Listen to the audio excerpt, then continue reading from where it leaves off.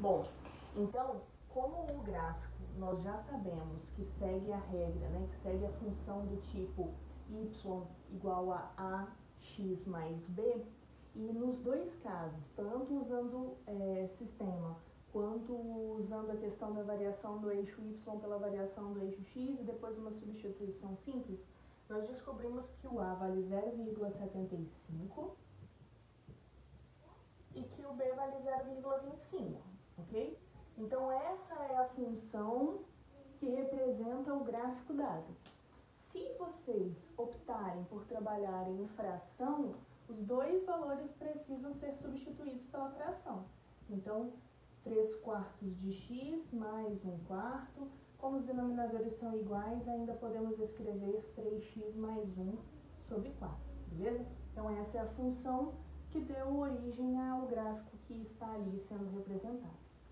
Bom, uma coisa que é importante ressaltar é que com a função em mãos você resolve qualquer questão, porque toda função ou ele vai te dar o valor de x e pedir o valor de y, ou vai te dar o valor de y e pedir o valor de x. Não tem muito o que ser feito. Então, se essa função x representa quilômetros rodados e y representa valor pago, ou ele vai te dar uma quilometragem e perguntar quanto que custou a corrida, ou ele vai te dar o preço da corrida e perguntar quantos quilômetros ele rodou.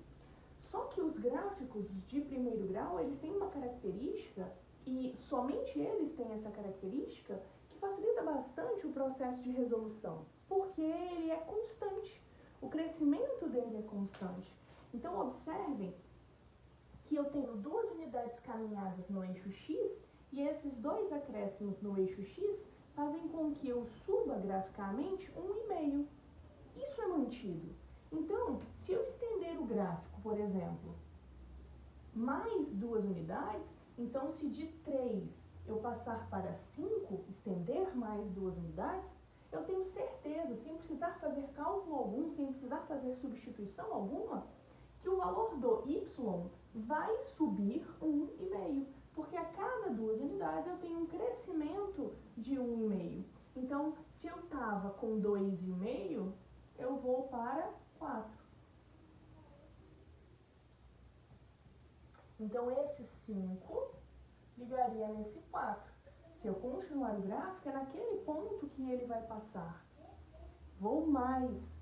Se eu reparo por unidade, eu tenho duas unidades aqui, mas se eu fragmento isso de forma a obter uma unidade, e aqui também eu fragmento de forma a ter uma unidade só, isso vai me dar outros valores que também são importantes. Então, de 1 para 2, foi uma unidade de distância. Eu tinha duas unidades, dividi ao meio, ficou 1 para cada um. Aqui eu tinha 1,5 de distância. Ao dividir 1,5 em dois pedaços iguais, eu tenho pedaços que valem 0,75. Então, se eu começo no 1 mais 0,75 vai dar 1,75. E 1,75 mais 0,75 vai dar 2,5. Só que isso serve para o crescente quanto para o decrescente. Então, eu já notei que a cada uma unidade andada no eixo x, eu subo 0,75 no eixo y. Então, se eu volto uma unidade, se de 1 eu vou para 0, eu de 1 baixo 0,75. E se eu baixo 0,75, eu vou fazer com que esse gráfico corte o eixo exatamente no 0,25, que é o valor do meu b, que é o valor onde ele corta o eixo y. Então, com esse tipo de pensamento, fazendo esses segmentos, percebendo que esses crescimentos eles se mantêm constantes durante todo o gráfico, você consegue encontrar qualquer valor sem mesmo a utilização da função, porque todo esse crescimento é constante.